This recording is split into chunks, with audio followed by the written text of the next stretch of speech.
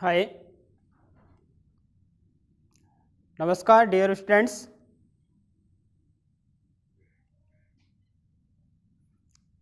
Have a nice day.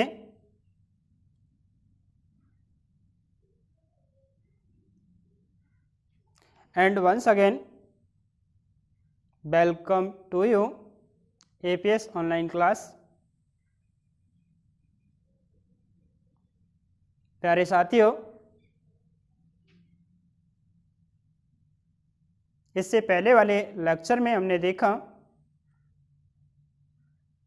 और समझा भी कि राष्ट्रीय आय क्या है और यह एक अर्थव्यवस्था के लिए क्यों जरूरी होती है।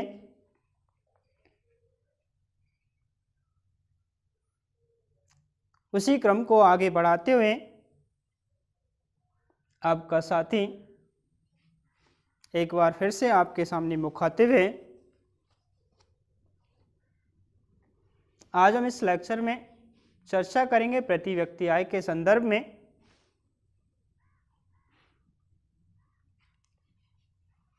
देखिए, प्रति व्यक्ति आय को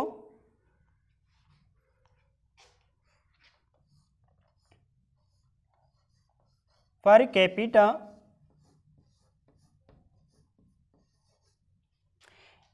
इनकम भी कहा जाता है। समायोजित नहीं करती।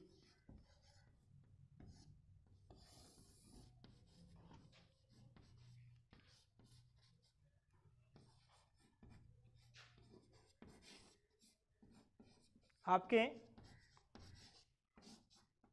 ज्ञान को और बढ़ाने के लिए थोड़ा मैं बता देता हूँ।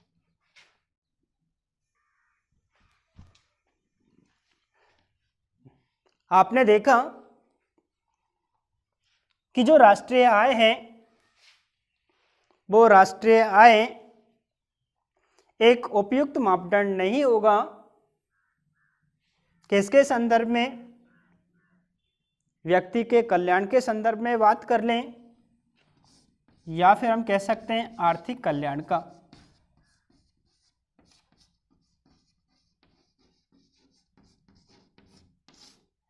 ऐसा क्यों कहा गया? बिकॉज राष्ट्रीय आय जनसंख्या परिवर्तन के प्रभाव को क्या नहीं कर पाती है? समायोजित नहीं कर पाती।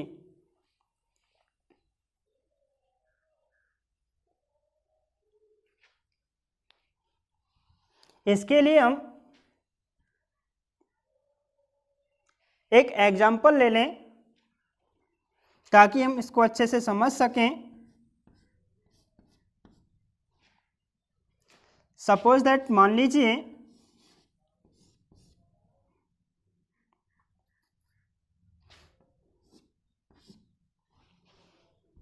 कि एक व्यक्ति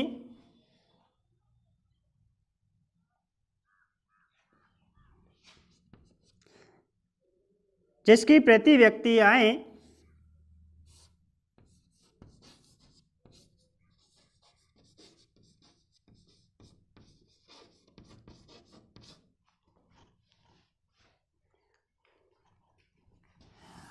अन्य व्यक्ति की अपेक्षा कैसी है? अधिक। अर्थात हम कह सकते हैं कि एक व्यक्ति जिसकी प्रति व्यक्ति आय कम है अपेक्षा किसके? दूसरे व्यक्ति की प्रति व्यक्ति आय के।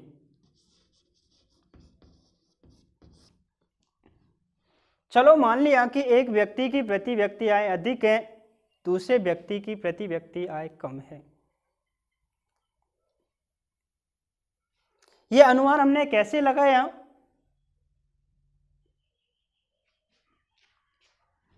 प्रति व्यक्ति आय के निकालने का जो फार्मूला होता है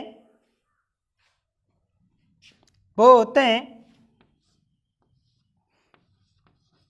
पर कैपिटा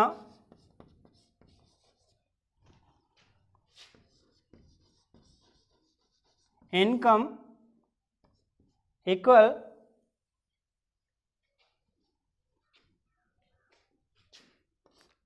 नेशनल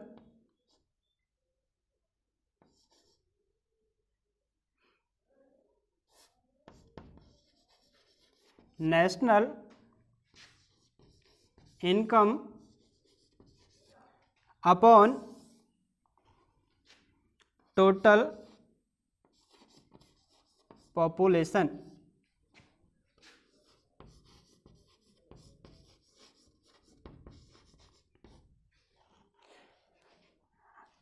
हम ऐसे भी कह सकते हैं प्रति व्यक्ति आय इक्वल राष्ट्रीय आय अपॉन कुल जनसंख्या।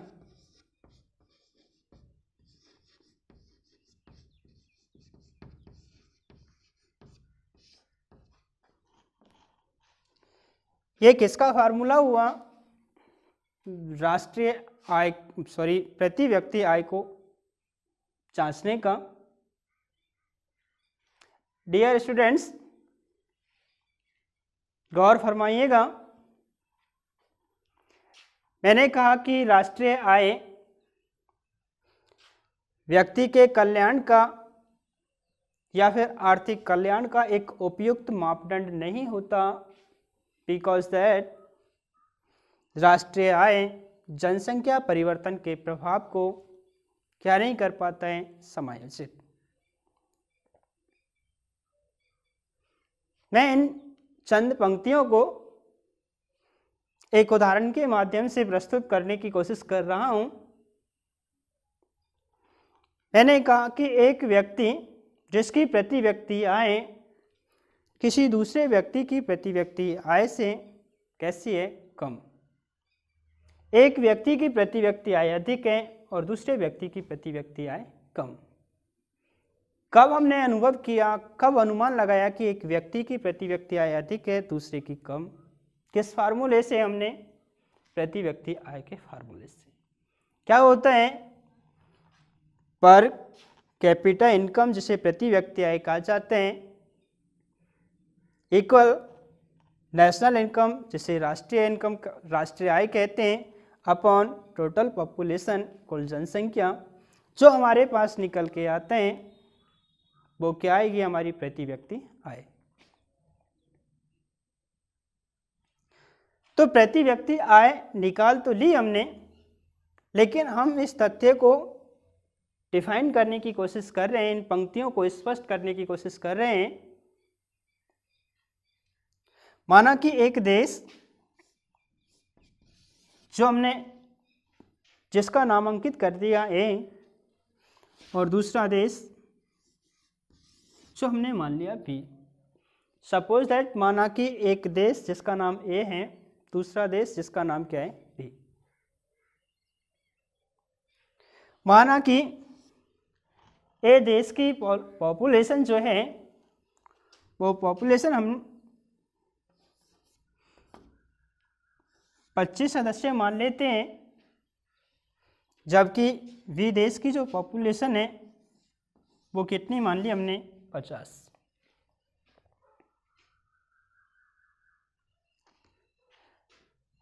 इन दोनों का हम कह सकते हैं, इन दोनों की जो राष्ट्रीय आय है वो कैसी है? समान। कितनी मान लें हम? 10,000 रुपये। माना कि ए और बी दो देश हैं, उन दोनों देशों की जो राष्ट्रीय आय है वो कितनी है? 10,000। लेकिन ए देश में जो सदस्य रहते हैं उनकी संख्या कितनी है? 25। जबकि बी देश में जो सदस्य रहते हैं उनकी संख्या कितनी है? 50। It's okay. हमें निकालनी क्या है? प्रति व्यक्ति आय। प्रति व्यक्ति आय निकालने के लिए हमें करना क्या होता है? राष्ट्रीय आय में किसका हम भाग देते हैं, उस देश की जनसंख्या का भाग देते हैं, जो हमारे पास भागफल आते हैं वो क्या कहलाती है, प्रति व्यक्ति आय। तो ए देश के हमें प्रति व्यक्ति आय निकालने के लिए क्या करना पड़ेगा, हमें 10,000 अपॉन 25, 10,000 अपॉन 25 हमने क्यों कहा, क्योंकि हम ए देश की प्रति व्यक्ति आय निकाल रहे हैं और प्रति व्यक्ति आय निकालने का सूत्र होता है उस देश की राष्ट्रीय आय में भाग दिया जाता है उस देश की कुल जनसंख्या का। तो ए देश की जो राष्ट्रीय आय है वो कितनी है, 10,000, जनसंख्या कितनी है, 25,000, भाग देते हैं 25 चौका 100, लगभग कितनी आई, 400 रुपये। ये किसकी आय हो गई,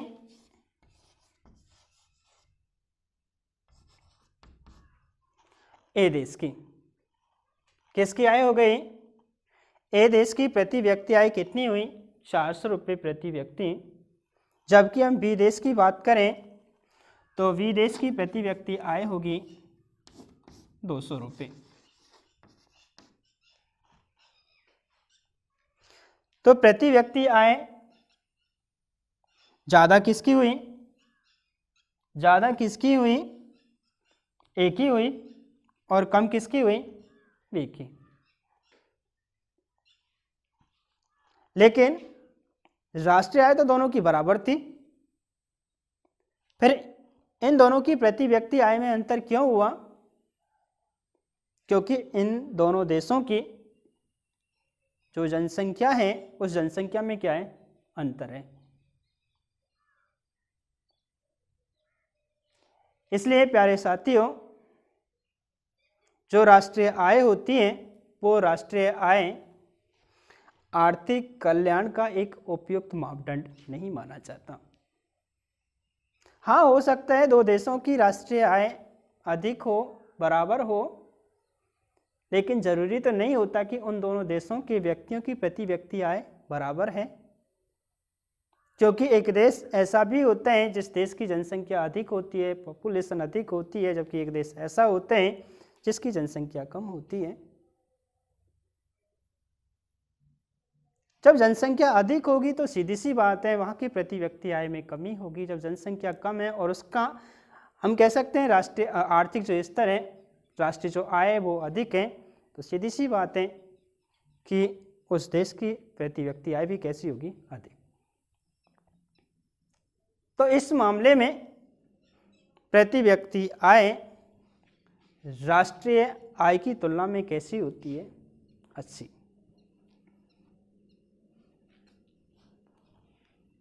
समझ में आया?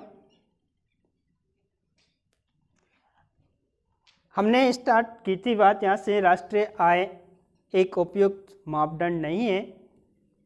किसका उपयुक्त मापदंड नहीं है, व्यक्ति के कल्याण की बात कर लें या फिर हम आर्थिक कल्याण की। डेफिनेशन हम ऐसे भी कह सकते हैं कि राष्ट्रीय आय आर्थिक कल्याण का एक उपयुक्त मापदंड नहीं होता,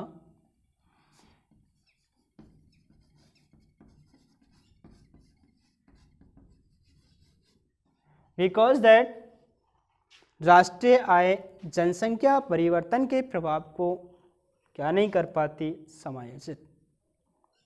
इसलिए राष्ट्रीय आय की तुलना में प्रति व्यक्ति आय एक देश के आर्थिक कल्याण का एक महत्वपूर्ण क्या माना जाता है, मापदंड।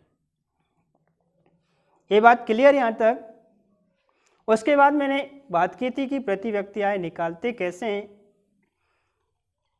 क्या फार्मूला है, per capita income equal national income upon total population. ऐसे भी हम कह सकते हैं प्रति व्यक्ति आय बराबर राष्ट्रीय आय बटे में कुल जनसंख्या। मैंने आपको ये भी डिफाइन करके बताया कि जो राष्ट्रीय आय है वो आर्थिक कल्याण का एक उपयुक्त मापदंड नहीं है।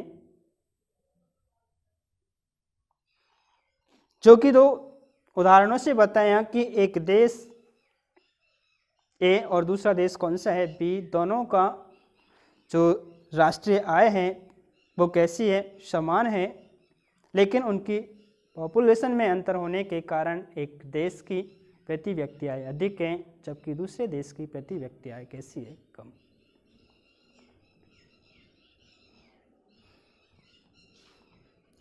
आगे मैं बात करना चाहूँगा कि जनसंख्या परिवर्तन होता क्या है या जनसंख्या परिवर्तन कहते किसे हैं। इससे पहले अगर आपको समझ नहीं आया तो अपने वीडियो को रिवाइज करें और एक बार फिर से पुनः देखें।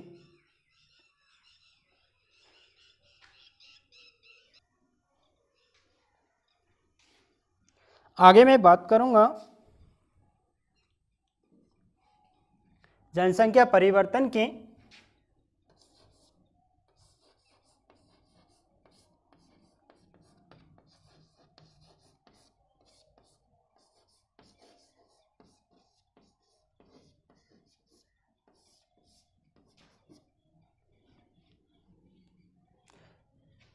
डियर स्टूडेंट्स, जनसंख्या परिवर्तन किसे कहते हैं।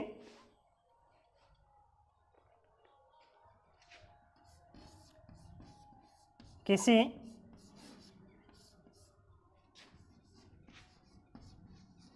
प्रदेश की जनसंख्या में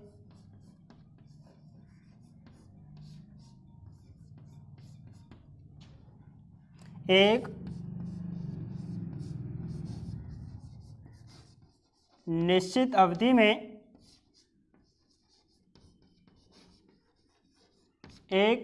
अवधि में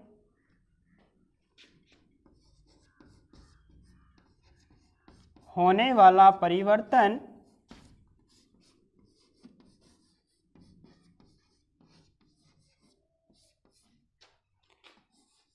जनसंख्या परिवर्तन कहलाता है।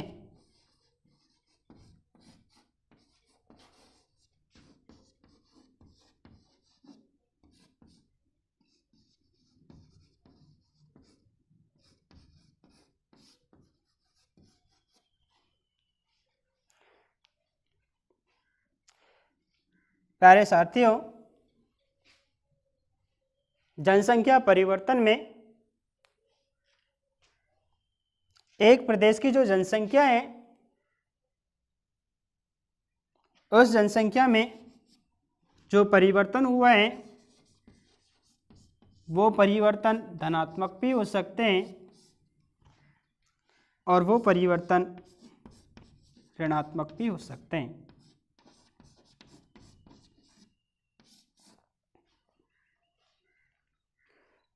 किसी प्रदेश की जनसंख्या में एक निश्चित अवधि में होने वाला जो परिवर्तन है वो परिवर्तन क्या कहलाते हैं, जनसंख्या परिवर्तन कहलाते हैं।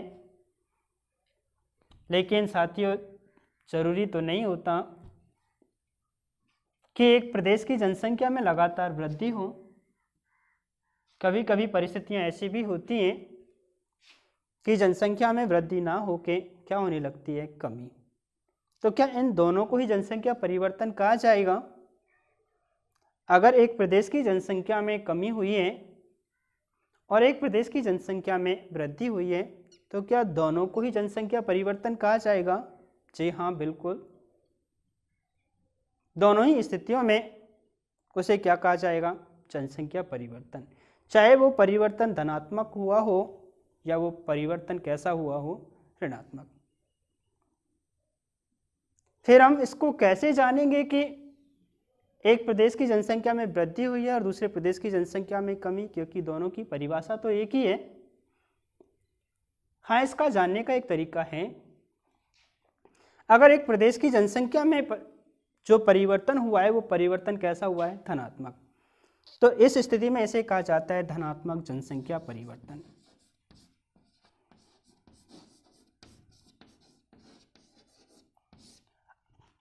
अगर किसी प्रदेश की जनसंख्या में कमी हुई है तो वो कहलाते हैं ऋणात्मक जनसंख्या परिवर्तन।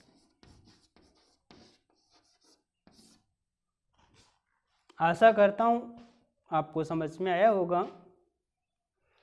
एक फैक्टर बता दूं आपको मैं कि जो बेटा प्रति व्यक्ति आय हैं वो प्रति व्यक्ति आय राष्ट्रीय आय की तुलना में आर्थिक कल्याण का एक उपयुक्त माप बन जाता है या मापदंड होता है।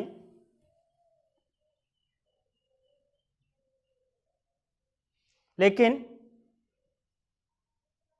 जो प्रति व्यक्ति आय थी उस प्रति व्यक्ति आय में हमने देखा कि एक राष्ट्र की जो राष्ट्रीय आय होती है, एक देश की राष्ट्रीय जो आय होती है, उसमें हमने भाग दिया था उस प्रदेश की जनसंख्या का। लेकिन सोचना हमें यह है कि वो जनसंख्या का जो हमने भाग दिया है वो किसके अकॉर्डिंग दिया है, कि वो जनसंख्या हमने साल के अंत के लिए है या साल के मध्य के लिए है या साल के प्रारंभ के लिए। तो जो प्रति व्यक्ति आय में जो जनसंख्या ली जाती है वो मैं यही बताना चाहता हूं कि एक प्रदेश की जो जनसंख्या ली जाती है वो कब की ली जाती है, उस प्रदेश के 1 जुलाई की।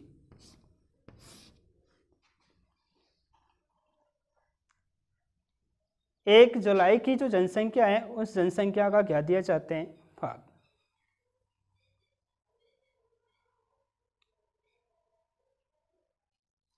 आगे मैं चर्चा करना चाहूँगा कि भारत में राष्ट्रीय आय की गणना के संदर्भ में अगर कोई डाउट है तो कमेंट बॉक्स में अपना कमेंट जरूर लिखें।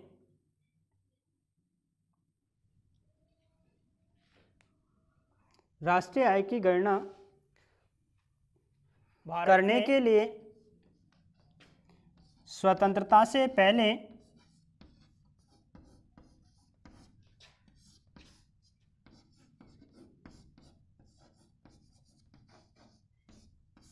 हमारे देश में कोई भी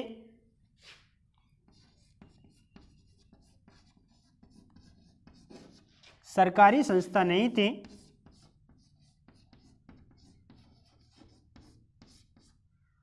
जो कि राष्ट्रीय आय की क्या कर सके, गणना कर सके। सबसे पहले हमारे देश में जो राष्ट्रीय आय की गणना की गई थी वो की गई थी सन 1868 में।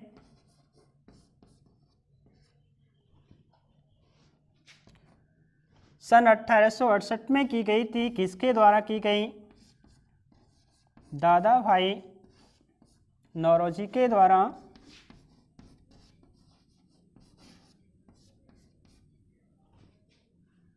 इसके पश्चात फिंडले सिराज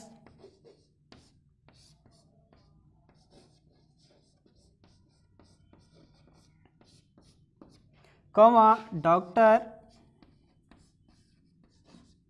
VK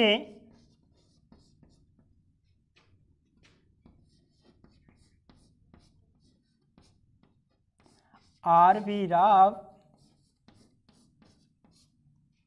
एवं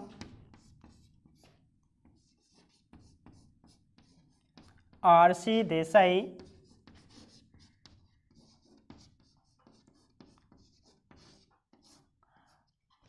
आदि अर्थशास्त्रियों ने भी राष्ट्रीय आय की क्या की थी, गणना। लेकिन किसके बाद, दादा भाई नौरोजी के पश्चात।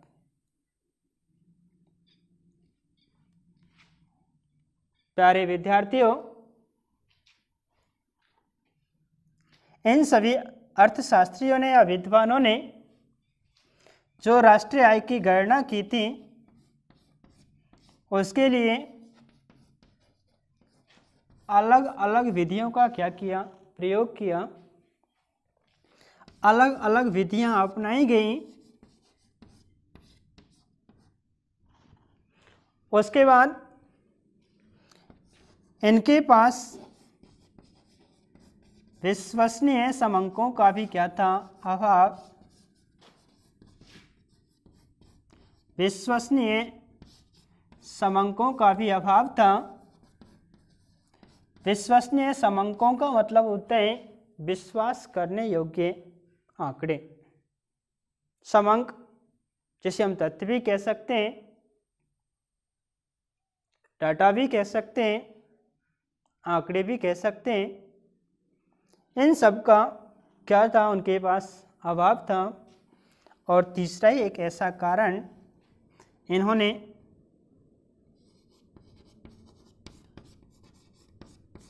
उपयुक्त सांख्यिकी विधियों का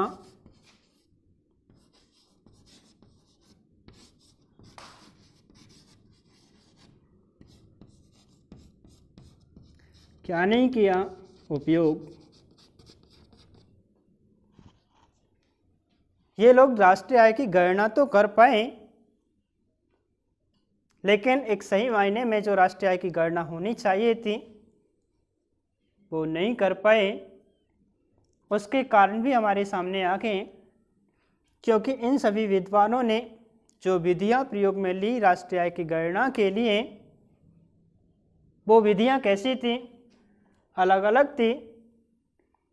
सेकंड बात कि इनके पास विश्वसनीय समंकों का अभाव था, विश्वास करने योग्य डेटा नहीं थे।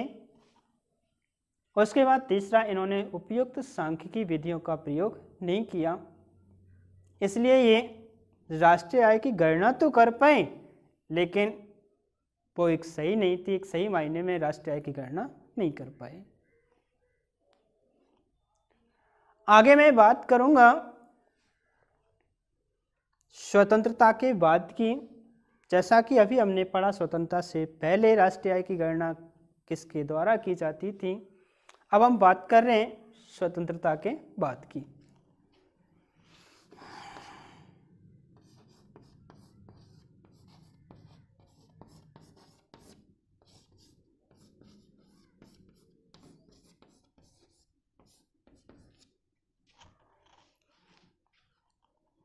स्वतंत्रता के बाद सबसे पहले राष्ट्रीय आय की गणना जो की गई थी, ध्यान रहे यहां से प्रश्न भी हमारा बनेगा, और जो कैसा होगा पोस्ट भी होगा। कैसा होगा कि हमारे देश में स्वतंत्रता के बाद सबसे पहले राष्ट्रीय आय की गणना कब की गई। उत्तर होगा दोस्तों अगस्त 1949 में।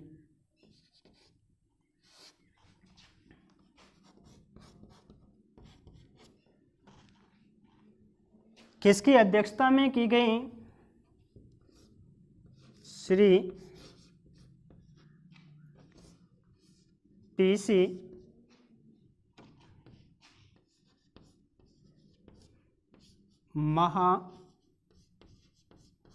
महालनोबिस की अध्यक्षता में।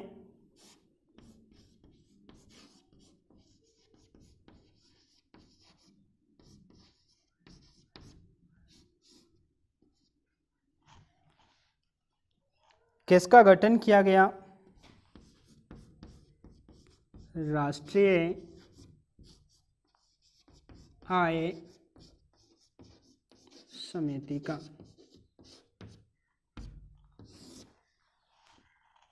स्वतंत्रता के बाद सबसे पहले जो राष्ट्रीय आय की गणना करने के लिए जो समिति बनाई गई, वो कब बनाई गई थी, अगस्त 1949 को। किसकी अध्यक्षता में, पीसी महालनोबिस की अध्यक्षता में कौन सी समिति का गठन किया गया, राष्ट्रीय आय समिति का। दोस्तों पीसी का फुल फॉर्म होते हैं प्रशांत चंद्र महालनोबिस। क्या होगा? प्रशांत चंद्र महालनोबिस। इन्होंने अपनी जो पहली रिपोर्ट प्रस्तुत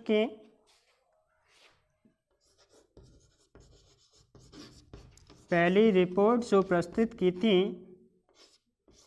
वो 1951 को, और दूसरी और अंतिम जो रिपोर्ट प्रस्तुत की गई वो कब की गई? 1955 को।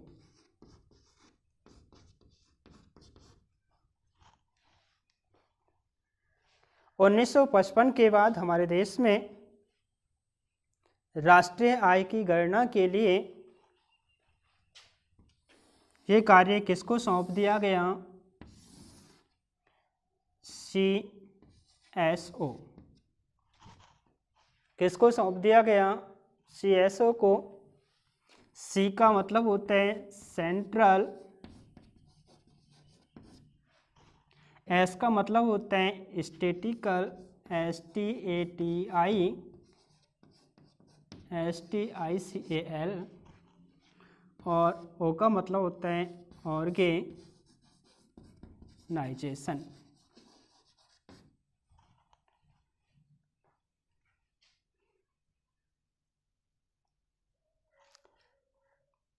महत्वपूर्ण प्रश्न होगा कि वर्तमान में हमारे देश में राष्ट्रीय आय की गणना कौन करते हैं? CSO, जिसका हिंदी नाम होगा केंद्रीय सांख्यिकी विभाग। क्या होगा? केंद्रीय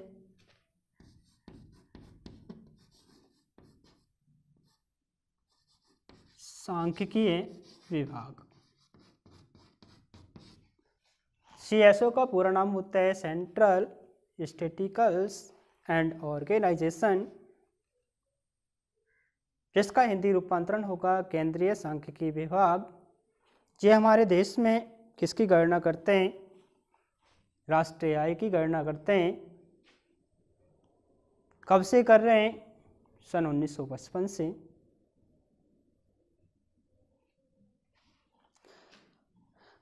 आगे हम बात करेंगे अर्थव्यवस्था के क्षेत्र।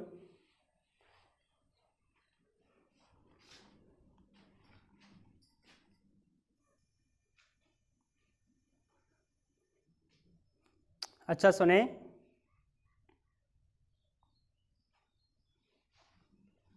Thanks for watching and do not forget like and share this video.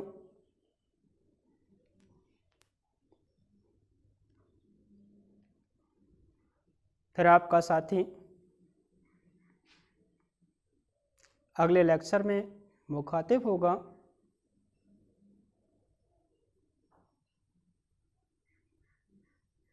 अर्थव्यवस्था के क्षेत्रों को लेकर।